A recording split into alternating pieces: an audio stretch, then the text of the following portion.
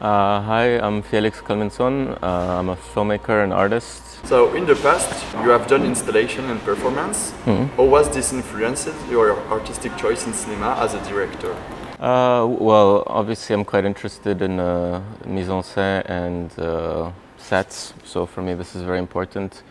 Locations are a guiding factor in a lot of my films, so usually I begin with a location, place I go to kind of by accident or maybe on purpose, and a story kind of emerges out of this location usually. So for this film there was this very specific building which was incredible that I was obsessed with for a few years, and a story kind of developed out of just going to this building many times.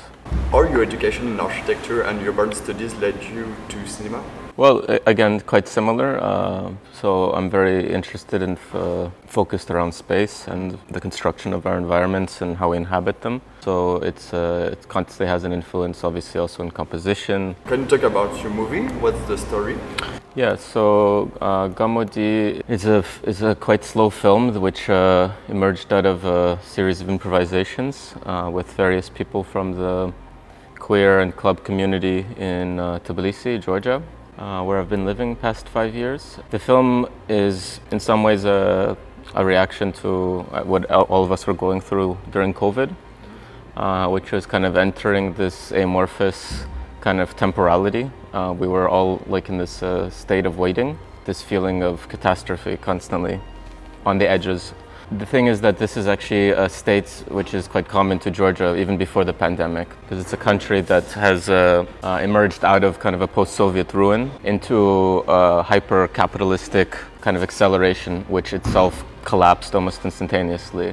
So people who are living there, especially young people in the queer community, are kind of stuck in this feeling of, I would say, maybe a kind of a purgatory. People are always waiting to go to somewhere else, to Europe, to North America, with the hope of something. So there becomes kind of this feeling of the city as a waiting room. Of course, people then take that opportunity to make as much a feeling of community and belonging as they can.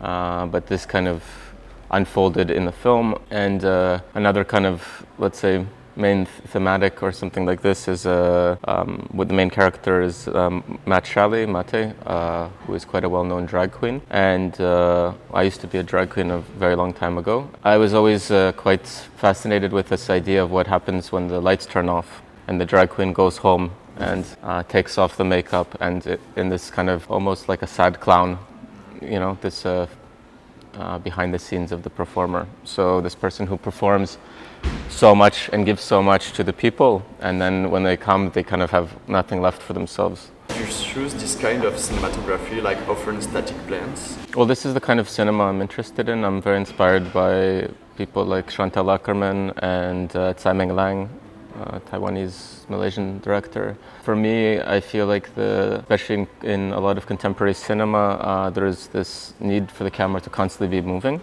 to feel like something is taking place, and I feel what we end up losing is the feeling of time, which for me is essential to my conception of cinema.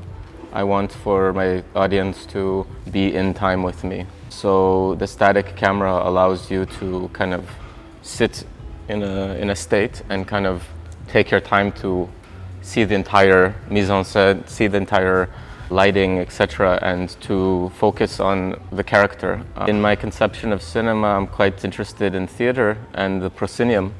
So this is something I kind of try to do with the framing also.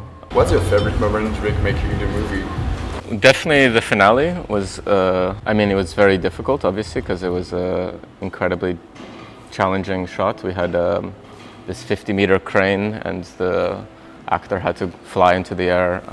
But we had Manana Manabde, who is the singer whose music we use, and she's an old legend from Georgia, queer icon. She came to the set when we were shooting this flying scene. You know, she's been around forever. She's in her 70s. She's worked with all these greats, and she was just sitting there with her phone like this filming and just like, oh, I can't believe this is so beautiful, and she was, it's genius. So just to have this kind of intergenerational like dialogue and kind of collaboration was just incredible. So I felt very honored to work with her, and also Uta Bakaya, who did the costume, a very talented and well-known Georgian artist. So just to have all of these incredible talents, Georgia's full of unbelievable talents, just to collaborate with them has been, every moment is a joy.